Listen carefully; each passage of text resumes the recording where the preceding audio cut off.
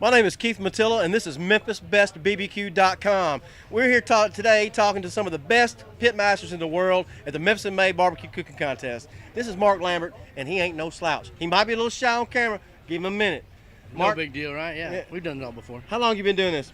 This is our 23rd year at Memphis May. So really, I guess about 23 years I started.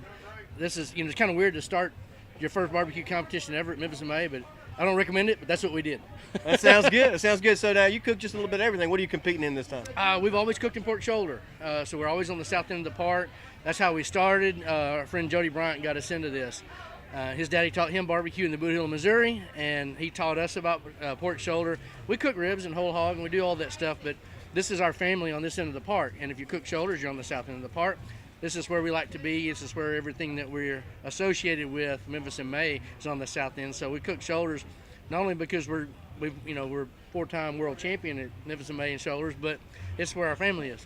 That's awesome. So tell me a secret. What is the perfect temperature for a pork shoulder? It's depending on where you're checking that temperature, I'll tell you that. So depending on what part is your favorite part to serve. So, I'm going to say if it's like what they call the collar or the money muscle, that's probably the neighborhood of about 200 degrees, 198 to 200 degrees. And if you're like in the picnic, it's probably closer to 190 degrees.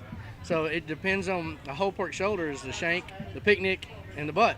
So it's depending on what part you're serving. Right. That's the hard part about cooking a whole pork shoulder is tempering it to where all those pieces are at the right temperature, and you know which pieces are the best pieces to serve. So when you cook in competition, I'm thinking you're probably doing 9 shoulders, and then you're doing 10 and picking 3 perfects, because you got 3 judges, so you got to have 3 shoulders. A lot of people don't think about that kind of thing. So we got to have 3 beautiful shoulders for the on-site judges. They have to taste good, but you can sell those. But they have to be beautiful. They have to be presented to the judge. You also have to have enough shoulders to get all of the perfect pieces into a turn-in box. So we use another whole 4 shoulders just to make a little 8.5-inch square clamshell turn-in box. And then you have to have a couple of shoulders left over. If you're lucky enough to make finals, you got to have 2 whole shoulders to be able to have enough perfect pieces to present to 4 judges at the same time. So it's a production. You have to be prepared. Right. So that's awesome. So I have a lot of folks that will be watching these videos that are backyard barbecue guys. Mm-hmm. So what's a tip or a trick you give to a backyard barbecue guy who's wanting to just make the best thing he can for his family? Don't worry as much about the seasoning, more about the technique and cook it right. Great barbecue doesn't take much more than salt and pepper. You can buy a good barbecue rub. We sell seasonings and sauces, and you can use those things, but those are kind of designed more for details, for competition, for high end. Great barbecue really just takes some salt and pepper and some smoke and a little bit of time to break down a tough piece of meat to make it succulent, sweet, and tasty. So the whole key, I think, is make sure that you keep a good even temperature. Don't sweat the small stuff, keep it simple. And then at the end, make sure that the meat shines through. Use the other seasonings after the fact to complement the flavor of the meat. Don't cover it up. So it's about temperature. Make sure you get that meat to its optimal temperature so it breaks down and is tender and has a good mouthfeel. And then use seasonings and sauces to complement it, not cover it up. So a lot of people use a lot of crazy sauces and glazes and things, and at the end of the day, that's all they taste. They don't taste the pork. The way we cook it, we like to. I put it this way: if you sit down for breakfast and you have a plate of scrambled eggs, if you forget to season them, you know it immediately, right? They're flat. Absolutely. So you got this huge 20-pound pork shoulder. We use a little bit of salt. We make a brine and we inject it, not to cover up the flavor, but to wake it up. Just like you forgot to put salt on the eggs, if you don't inject a pork shoulder and you mix a lot of that meat together, well, all that unseasoned meat mixed with the seasoned meat, still not enough seasoning. So you have to season the inside and wake it up and wake up the flavor of the pork, just like the eggs and salt. That's awesome. Now, what people can't see right now, reflected in your sunglasses, is a logo for Operation BBQ Relief.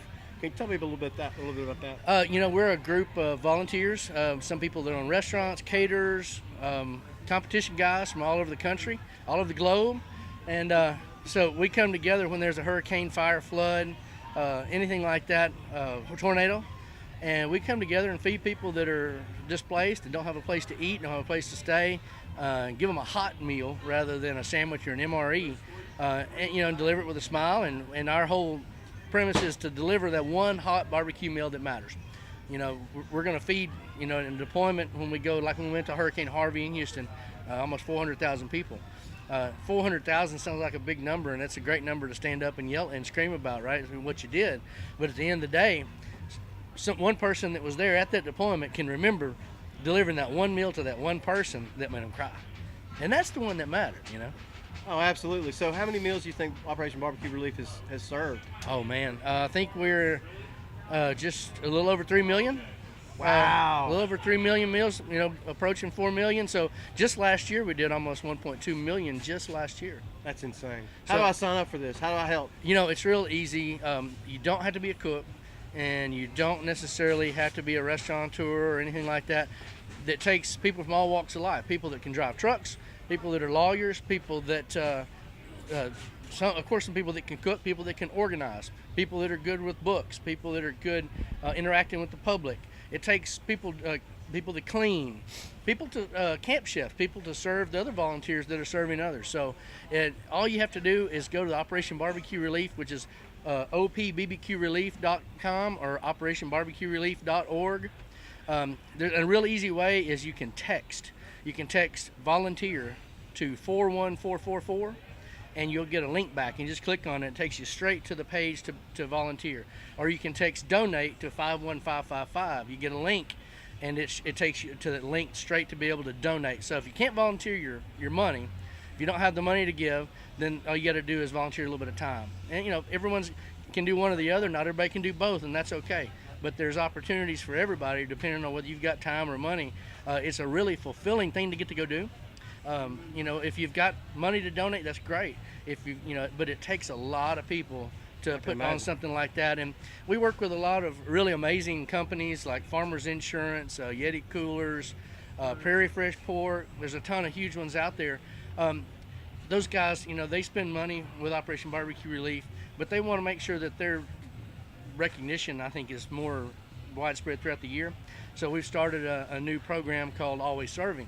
And Always Serving, we go around to Army bases and hospitals and things like that, and we go and we try to feed first responders, and we try to feed, you know, the fires people, the firemen, the police, and really try to be visible in the community throughout the year and keep all of our partners' brands visible throughout the year. And that allows us to continue to do what we do and keep our partners happy at the same time. So Always Serving is just about always being out there, always looking out for the people that take care of the community, the firemen, the police, National Guard, first responders, people that are out there. So we always serve those guys. We've got a guy right now that's a Green Beret amputee, and he is cycling and running from coast to coast right now and stopping at strategic locations, and some that we've actually deployed to.